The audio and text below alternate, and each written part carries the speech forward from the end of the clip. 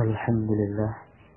Alhamdulillahilladzi hadana lihada wa ma kunna linahtadiya laula an hadana Allah. Wa asyhadu an la ilaha illallah wahdahu la syarika lah. Wa asyhadu anna Muhammadan abduhu wa rasuluh. Allahumma salli ala Muhammadin wa ala alihi wa sahbihi wa man tabi'ahum bi ihsanin ila yaumiddin. Amma ba'd. Anak-anakku sekalian yang dirahmati dan dimuliakan oleh Allah Subhanahu wa taala, serta yang Ustaz sayangi dan cintai karena Allah Subhanahu wa taala.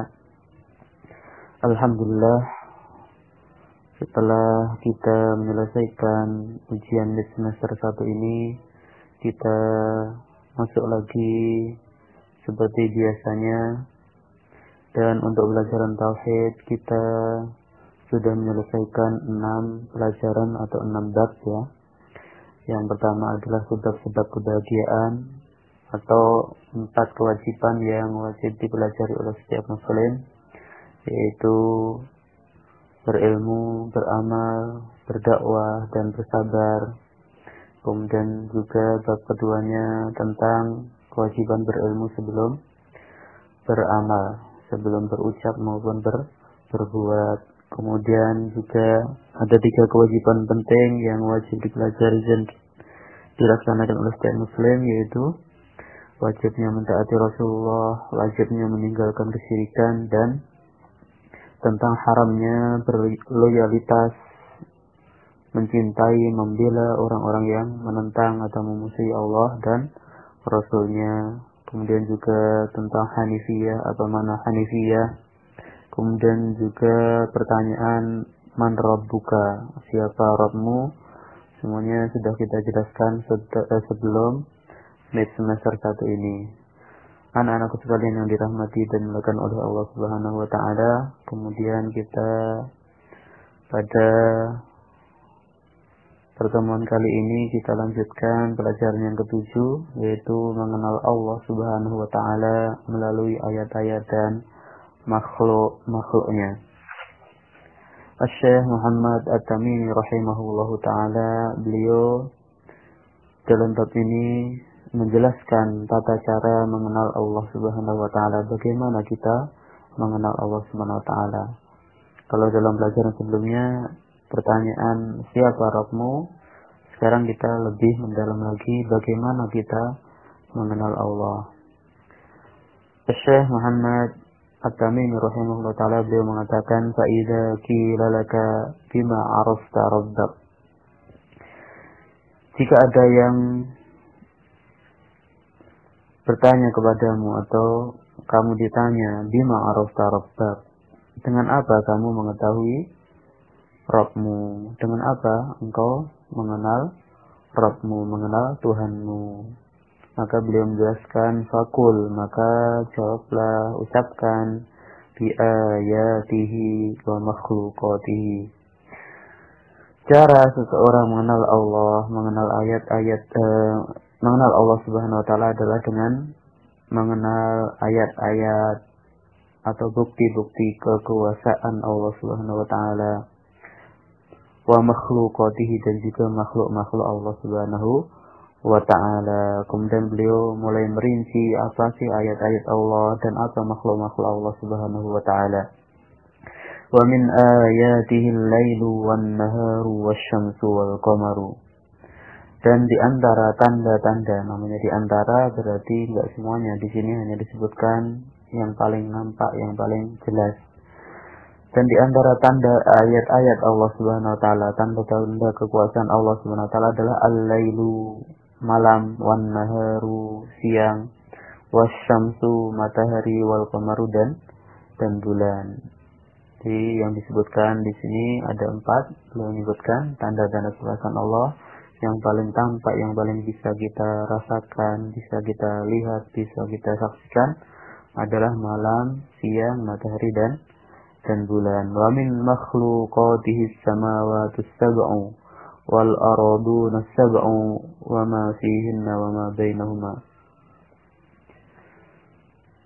Dan di antara makhluk-makhluk Allah Subhanahu wa taala, di di sini pun tidak semua makhluk yang disebutkan oleh beliau, hanya beliau sebutkan makhluk-makhluk yang besar.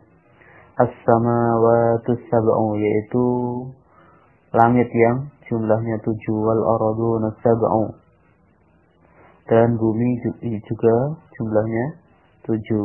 Jadi 7 langit, 7 bumi itu adalah makhluk-makhluk Allah Subhanahu wa taala. Wa ma fihinna, apa yang ada di antara langit, apa yang ada di langit ataupun yang ada di bumi. Kemudian wa ma bainahuma atau wa ma bainahunna, dan apa-apa atau makhluk-makhluk yang ada di antara langit dan bumi. Ini adalah tanda-tanda kekuasaan Allah Subhanahu wa taala, yang dengan tanda-tanda ini kita bisa mengenal Allah Subhanahu wa taala. Adanya siang, adanya malam, ada matahari, ada bulan, kemudian ada langit yang kita bisa lihat juga, dan jumlah langit adalah 7 sebagaimana bumi jumlahnya juga ada 7. Kemudian makhluk-makhluk yang ada di langit, makhluk-makhluk yang ada di bumi, maupun makhluk-makhluk yang berada di antara langit dan bumi. Dan ini semuanya menunjukkan tentang kekuasaan Allah Subhanahu wa taala. Anak-anakku sekalian yang dirahmati dan dilakukan oleh Allah Subhanahu wa taala, Asy-Syaikh bin Baz, Asy-Syaikh Al-Allamah Ibnu Baz rahimahullahu taala, beliau pernah menjelaskan permasalahan ini sebagaimana disebutkan oleh Asy-Syaikh Nu'man bin Abdul Karim Al-Watar. Beliau menukil perkataan Syekh bin Baz rahimahullahu taala dalam syarah beliau terhadap usul salasah ini. Idza qila laka ayyuhal muslim bima 'arafta rabbaka alladhi anta ta'buduhu.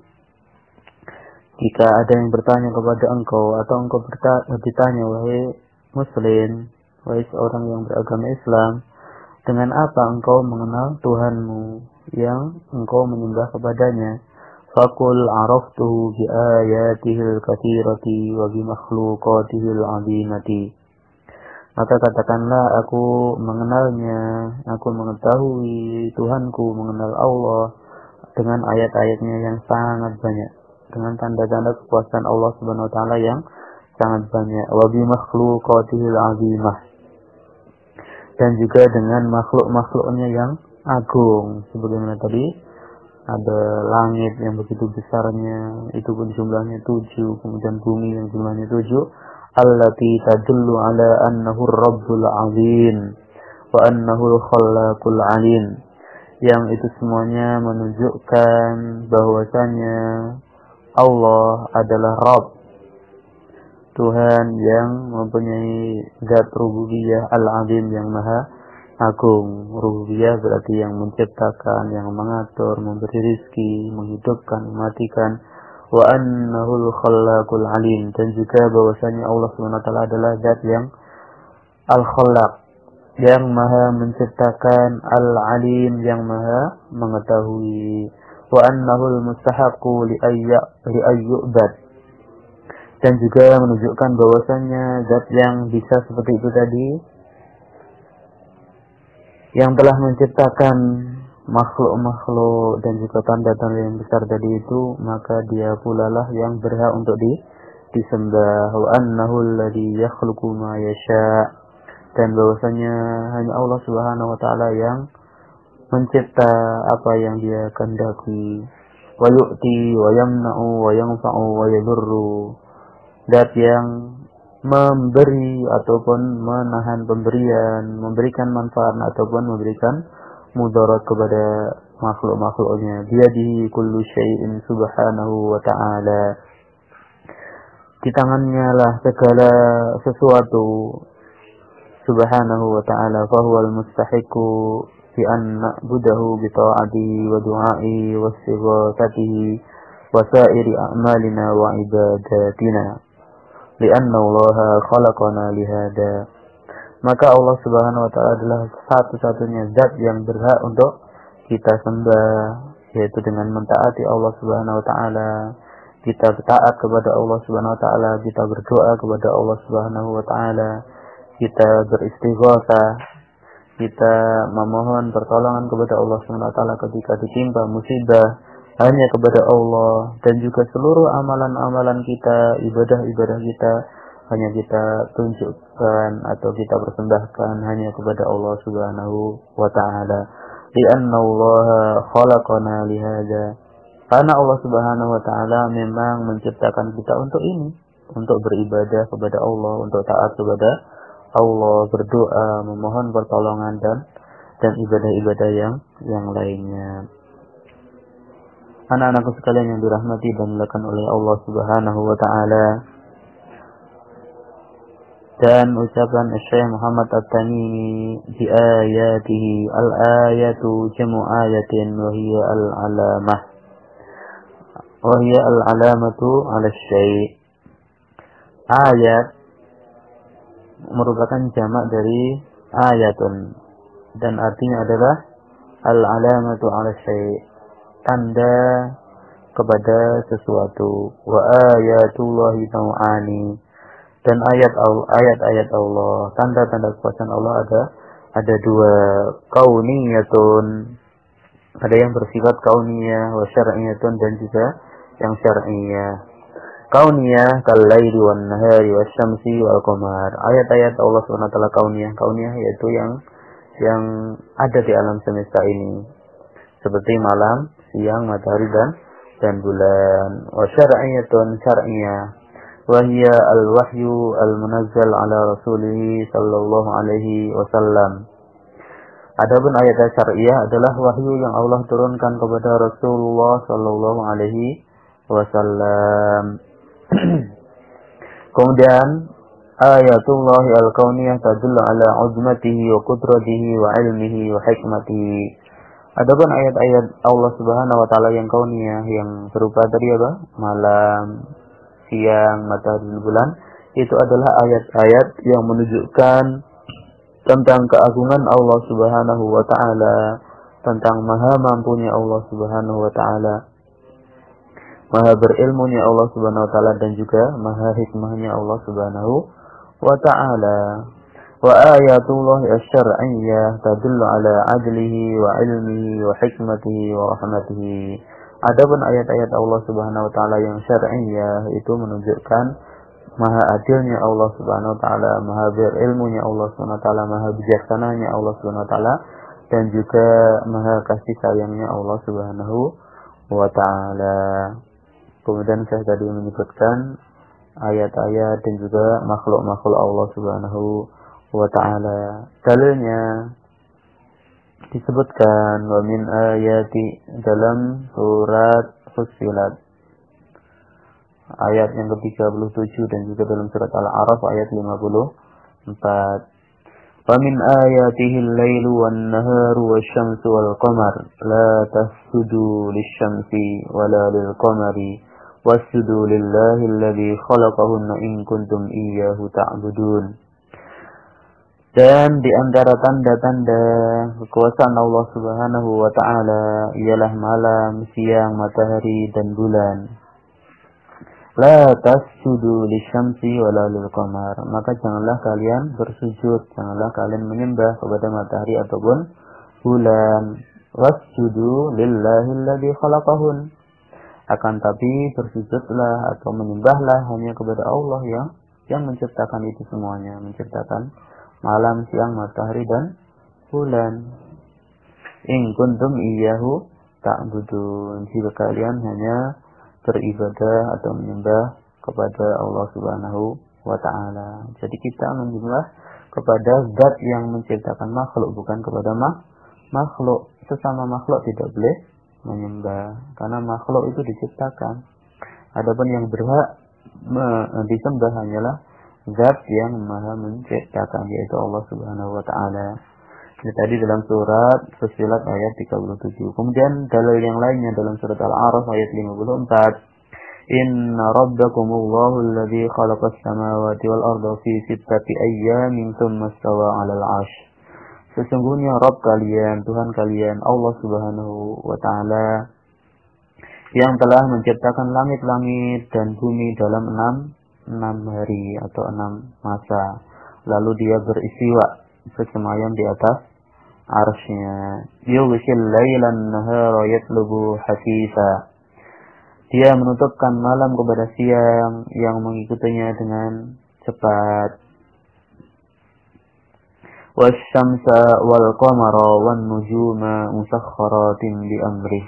Kemudian juga diciptakannya pula matahari, bulan dan bintang-bintang, masing-masing tunduk kepada perintah Allah Subhanahu wa taala. Ala lahul khalqu wal amr. Ingatlah, hanya Allah Subhanahu wa taala al-khalqu wal amr, mencipta dan memerintahkan. Tabarakallahu rabbul alamin. Maha suci Allah, Rabb atau Tuhan semesta alam. Anak-anakku sekalian yang dirahmati dan dimuliakan oleh Allah Subhanahu wa taala. Dari kedua dalil ini, kedua ayat ini sangat jelas sekali tentang tanda-tanda kekuasaan Allah Subhanahu wa taala yang meliputi ayat-ayatnya dan juga makhluk-makhluknya. Yang kesemuanya itu menunjukkan akan adanya Allah Subhanahu wa taala, menunjukkan adanya pencipta alam semesta ini yaitu Allah Subhanahu wa taala, dan juga menunjukkan kepada kita semuanya bahwasanya yang berhak disembah hanyalah Allah Subhanahu wa taala, yaitu zat yang telah menciptakan seluruh makhluk-makhluk yang ada di alam semesta ini. Anak-anakku sekalian yang dirahmati dan dimuliakan oleh Allah Subhanahu wa taala,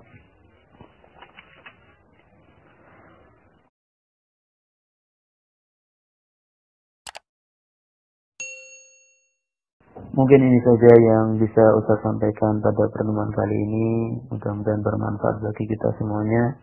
Kemudian kalian setelah ini kalian bisa mengerjakan kegiatan murid di halaman 40 sampai 42. Ketika ada tugas menggambar ini kalian bisa menggambar ya di halaman 41. Kemudian yang bisa kalian kerjakan dulu kerjakan, ataupun menggambar itu bisa di lain waktu. Yang jelas kalian kerjakan tugas tersebut dengan baik.